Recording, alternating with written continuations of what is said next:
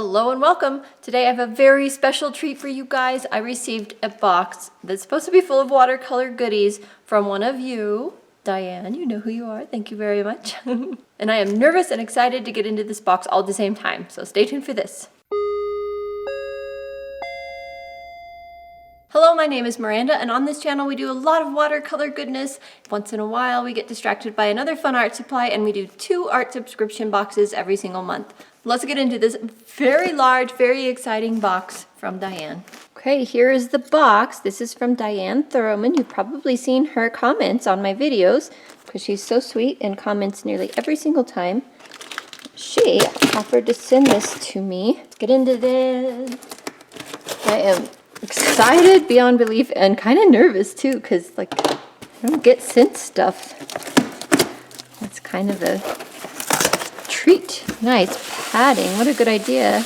I'm going to keep the note private for now until I read it and make sure that it is good. So she's included 3 Holbein colors and 6 Schminke colors. I tried to give you generous amounts of my Daniel Smith paints. Awesome. The Arches paper. Oh, there's Arches paper. Oh my gosh, this is the thick stuff? Or, I don't know. I'm going to have to keep reading. Can be used for swatches or save them for painting and use something else for the swatches. I'm including 2 clear swatch stamps. Ah, what? I've always seen people use those swatch stamps and I'm like drooling over them. Oh, she didn't. She did. Oh my gosh. Oh wow. Oh my goodness. Okay. Oh, so generous. Oh my goodness. Sometimes the duochrome and iridescent paints look better on black paper. Okay. Also, some of the paints will not stay in their pans when turned upside down. Okay. Large sheets of watercolor paper included. Not Arches. That's just fine. I have some Canson Moulin du Roi. Oh, I've heard good things, and that was actually recommended to me by another subscriber to try out that paper. So that'll be fun. There is a sticker. I cut them down into 6 very uneven pieces. That's just fine. The info is on the sticker. It is a cotton paper. Wow. I ordered some more Daniel Smith Anthracnoid Scarlet tubes. I think that's the one that went out of production, the PR168. So I decided to keep the half pan that I poured. It wasn't completely dry. I'm giving you what is left in the tube. Oh my gosh, that's so sweet. Okay, let's pull all this out, get the box out of the way. Oh my gosh, I've looked at these, I've pulled them up on the Waffle Flower website, all the links so many times, and I just haven't done anything with them. Oh, look how nicely packaged. Interesting, I've never seen a package like that. That's awesome. Okay, we'll get into that in a minute. Okay, so here's the Canson paper. Canson Moulin du Roi. I'm just going to say that with a fancy accent because it makes me feel better. Made in France. Oh, see, I said it with a French accent, so I guess I did okay. Wow, this is thick and delightful, and I cannot wait to try this out. Oh, and the Arches pad. Oh, that was so sweet. Ooh, some stamp void. That's hilarious. Very cool. Very cool. Okay.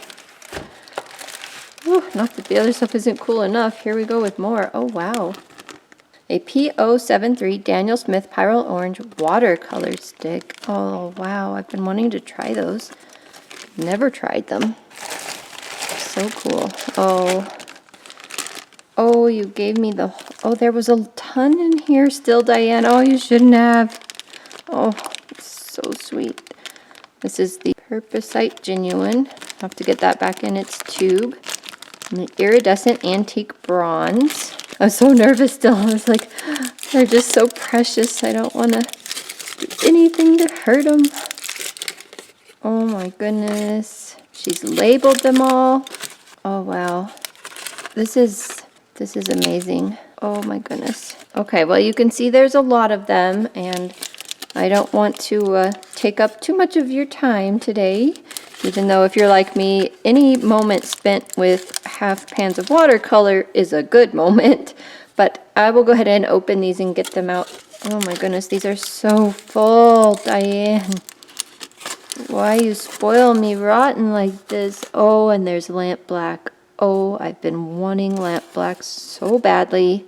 Okay, all right, let me open these. Here are all the paints out of their packaging. Oh, wow. I'm just sitting here like in awe, just kind of like this, staring at them, and I have been for like 5 minutes. I am speechless. Yeah. Wow. Wow. Wow. Diane, this was so generous, and I'm so grateful. This is such a treat, and thank you. Let's swatch all these and see what beautiful colors they are. So of course, remember we do have these swatch sheets. So guess what, Diane? You've given me the impetus that I need to go open my scrapbook boxes. Maybe I'll find my heat gun while I'm in there, huh? Because that's where my acrylic blocks are. In fact, I actually know where those are, so I probably won't find my heat gun because, dang it. Okay, so before I scoot these over, these are the 6 Schmincke colors she included. And it is Turner's Yellow, French Ultramarine, Cobalt Violet Hue, Pyroline Green, Potter's Pink, I love that one, Quinacridone Gold Hue. That will be so fun. And then these right here are the 3 Holbein colors, and they are Hooker's Green, oh, one of my favorites, Prussian Blue, nice. Oh, Lamp Black, another Lamp Black. Oh, this is making my day. The reason I'm so excited about Lamp Black is if you've seen a few of my videos where I've mentioned Agnes Bodor and then RachelStudio.com, her YouTube channel, she's been practicing Agnes Bodor's and the other guy that she originally got the inspiration from. I'm sorry, I can't remember his name. I'll try and pop it on the screen in editing. But you have to use Lamp Black because of the way that it spreads. Like other blacks don't spread quite the same, so that is awesome. Can't wait to try that. So now we have Holbein Lamp Black. There was a Daniel Smith Lamp Black in here somewhere too, I saw when we were unpacking. Oh, so excited. This is that monstrous closet under the stairs in my basement where the scrapbook stuff is. So now I know my acrylic blocks are in this bag here because I've used it to go scrapbooking with my grandma before everything got shut down. So I have my basics in there. But I think my heat gun's in one of those boxes back there. And I really need to get this stuff out of here because it's right next door to our mechanical room, which has water pipes, very scary. Here's my acrylic block holder thing, and don't worry, that address is not valid. And I've never owned the big one, and it looks like I don't quite have one fully big enough. Maybe I can get away with using 2 of these, maybe? All right, and no, I did not find my heat gun, sadly, but I didn't go into those other boxes I showed you either. This made me realize I need ink. And I think for these, you have to have the archival ink. And I think I have 1 pad of that somewhere. I will go find that. Okay, I put them on this double block system. I think it'll work just fine though. Anyway, I found this ink. It is Stays On Acid-Free Archival Fast Drying Solvent Ink. I could cut this stamp in half because you can cut acrylic stamps. I just don't want to. And it often works better to stamp these with like a piece of foam underneath so that the ink can really get into whatever you're stamping on. And then I clean this with alcohol. It doesn't work with just regular soap and water. So rubbing alcohol for the win. And then I just played with a few colors to make sure that the ink that I stamped it with wouldn't smear when I put the watercolor over it. So then it was all good. I don't think I have anything to put all of these in. All these beautiful pans. I mean, nothing in my watercolor stuff I don't have of it. I just stuck my thumb in that. Oh, I'm good. My thumb in that. Yeah. Anyway, what was I saying? I don't have anything in my regular watercolor stuff to put all of these pans in. Oh, I just splashed orange everywhere. Wow, that's vibrant. I didn't expect that. Someday I'll finish that sentence for you guys, but you know, distractions. Anyway, nothing in my watercolor stash already that would fit these pans, and I'd love to put them all together for now because I don't know anything about them yet, and then maybe make some custom palettes after the fact. So I'm gonna go look around my house. This is where you, when you are on a buying freeze, you get to shop your house, and it's actually really fun. You kind of look around and see what you could use, something that's not really meant for watercolor, for example, as a watercolor palette, and I'm kind of excited to try that out. I'm gonna go look around my house. All right, guys, I think I found something. A long time ago, I bought this, and I featured this in my watercolor palettes tour, and I'll link that for you here. And I have never used it. Now, if I do use it for these, I can't use these pans that already came in it. I can fit, yep, just 3 across like that in each one, but that doesn't give me enough room. So I can take this out and I think fit all these in here. And I'm assuming the grouping she had was for a reason, so I'm gonna try and leave them in that grouping, but I don't know. I spent a good long time doing that, and when I saw that buff titanium, I got so excited, and I pulled out my other palette, which has a natural beige, which is as close as it gets, so I was excited to see that color in this selection. Not to mention the 107 other colors. I mean, I can't even tell you guys what I'm feeling right now.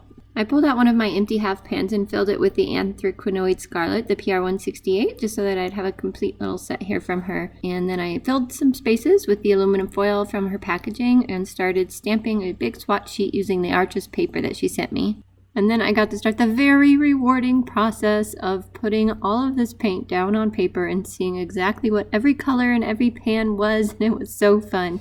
It took me probably about an hour and 20 minutes just putting the paint down. That's not counting the stamping the swatch sheet squares and all of that good stuff. And look at these colors. They're so pretty. I just love it.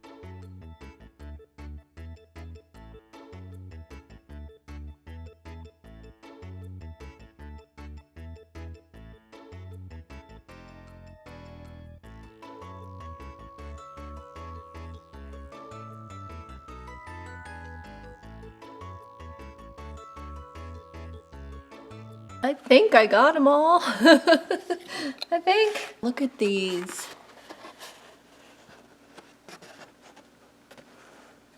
Wow. And these yellows are amazing. And look at these Holbein colors. So pretty. And that's the Daniel Smith watercolor stick. Wow. So now I have a hard job because I think I should rearrange them all. Rearrange them all and then do one of my famous palette swatching things. The ones that actually go in the palette and kind of match these. If I weren't doing that, I would just probably leave them like this and just use this as a reference, because this is it's a big palette, but putting my water jugs on the lid right here, that kind of worked. It just doesn't leave any mixing space. So if I were to pull this palette out to use, which I'm planning on doing a lot because it's amazing, I'll put my water up top there and use the mixing space here. And then I did about a 10-minute rambling session about how I didn't really have time to do a painting and I was so sorry and was going to have to split it into 2 videos altogether, and I just couldn't let it go with that. I just didn't feel right to do this without a painting, so I did one this morning. It did take quite a while, but I squeezed it in and squeezed it into this video, so I hope you enjoy it. It is a winter scene, a picture that I took while I was out snowmobiling. I'll pop that up on the screen here for you. And I do need practice on my winter scenes. I really want to make that snow sparkle, and I think that's pretty hard to do in watercolors. And I don't know if you can really tell because I have this sped up quite a bit, but I did try and drop salt onto my snow field there, and it just didn't work. I think with the purple and the yellow, because, you know, those together make brown. And I knew that going in there. I just wanted that purple glow over my yellow reflection on the snow. So I did that on purpose. But when I put the salt on there, of course, it pulled the colors into each other and just made an ugly brown. So that was a good lesson to learn. So I pulled out my bleed proof white and tried to get some really light colors back up there in the horizon line and a little bit in the sky. And then I continue with my dark trees and I go back to the snow problem later. And I think from my sketchbook, I find a pretty good solution for that, which I will tell you about.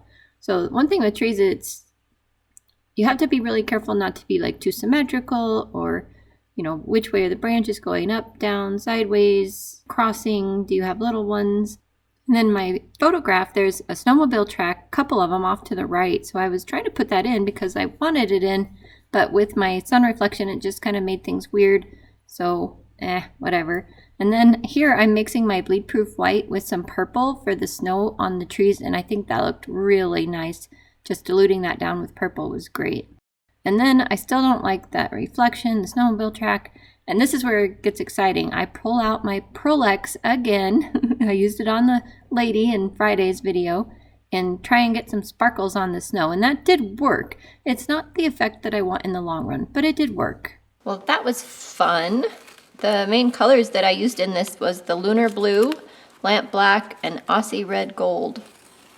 So that was exciting to have a lunar blue and all those colors of the lamp black. And yeah, it really spread. You saw when I mixed it with that lunar blue and put it here, it went poof. Anyway, that was so cool. And then I really need to practice these winter scenes and sparkles on snow and stuff, so I'm going to have to figure that out. But I did use my Pearl X sparkles again, just like I did in the portrait in the last video I put out. Yeah, my paper's still a little bit damp. I shouldn't be taking this tape off right now, but I'm impatient and I want to see it. Aw, I pushed the corners down and it still came through. Darn it. Anyway, this picture I'm using, the reference picture, had a snowmobile track over there, but I think it just looks weird with that curve, so it doesn't look like I'm going to be able to really fix it much either. But anyway, it's a snowmobile track. Kind of bummed about that whole thing. It didn't work with my sun, the sun streak there, so I bet if we kind of just add in some of that, maybe it will kind of fade that away. Still kind of there. Anyway, you guys always see things after you're done with your paintings. You're like, I'm done, and no, you're not. Well, maybe that'll help, maybe not, I don't know. Okay, I should stop while I'm ahead. It was so much fun to have all these colors to choose from, and it wasn't too hard to figure out where they were in this palette, so that's one thing I was worried about if I leave them in this palette is how many there are. But having this reference helped, and then I still have to cut them all apart and get them in the right order. I think that would really help. I know it's going to take a lot of time, but at the same time, I know it's going to be so much fun. Getting all the colors in the right order. I'm just so excited for that. There it is. There's the palette. Actually, I think that's a little too orange over there. See, I'm just going to keep like dabbling with this until this video's late. Getting up to you guys. Anyway, I want to practice glowing trees and I want to practice snow sparkles and stuff. So I'm going to have to look into that. There we have it. I'm going to call this one good for now. It's not something I'm 100% happy with, but it often isn't, when you are practicing things. They don't always turn out gorgeous, but it's good enough. It's good for my sketchbook, and it was so fun to use these paints. I cannot wait to use them some more. This is pretty amazing. I'm still totally at a loss for words, so wow. Diane, this was so generous. I can't believe you did this. I don't even know what to say. But thank you. That was so sweet of you. That was amazing. And I'm hoping to paint you something special and send it to you because I don't even know how to thank you enough. I'm getting emotional. Wow. Okay, so I can't wait to dive into this some more. This is the one I just poured, so it's still wet. I'll probably forget and I'll probably dip my fingers into it a few times. Thank you again, Diane. Wow. I've already said thank you. I just need to say thank you a lot more. This is amazing. They're just all so gorgeous. And these yellows, I just love these yellows. Look at these two fluorescent colors too. They are gorgeous. Love that. For some reason, that one really stands out to me. So I'm going to have to use that in something for sure. Maybe do another lady with some sparkly makeup like the last lady had, huh? That would be fun. Holy cow. I still have this Canson Moulin du Roi paper to try out and all kinds of stuff. That's a wrap. Diane, thank you. I am so thoroughly honored that you felt I was worthy enough to send all that to. Thank you. Thank you very much for joining me today. If you're brand new here and this is the first time you visited this channel, go ahead and check out the other videos on my channel. If you like what you see, consider subscribing because we'd love to have you as part of our community. I will see you guys in the next video. Bye for now. Hello and welcome. Today on watercolor goodies. I'm so nervous to open it. And excited. Hello and welcome on today's channel. That does not make sense. The cat over there is looking way too cute. Hold that thought a minute. Oh. I just want to jump in the middle of him and squeeze him. This one. She's cute too. She's my little honey. Constant. It's not constant. So I don't think I made... Hello. Oops. I just spattered paint accidentally all over my painting.